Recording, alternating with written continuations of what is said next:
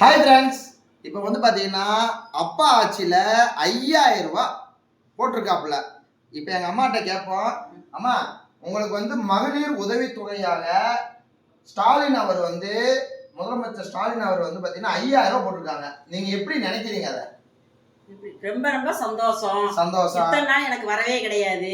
4 வருஷம் என்னை ஏமாத்திட்டாரு. யாரு? முதலமைச்சர் ஏமாத்திட்டு இப்ப இந்த ஒரு தடவை 2 தடவை ஏறி இருக்குது. 1000 ரூபாய் ஏறிச்சு, இப்ப 5000 ரூபாய் ஏறி இருக்குது. ரொம்ப சந்தோஷம்.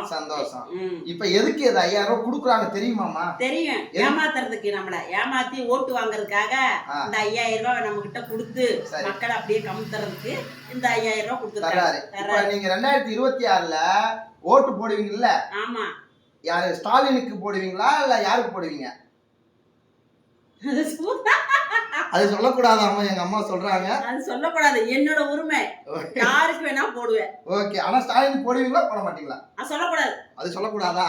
சரி, ஆனா இப்பயும் சொல்றேன், எங்க அம்மா ஸ்டாலினுக்கு ஓட்டு போட மாட்டாங்க. ஓகேங்களா, நானே சொல்லிடுறேன். நன்றி, வணக்கம்.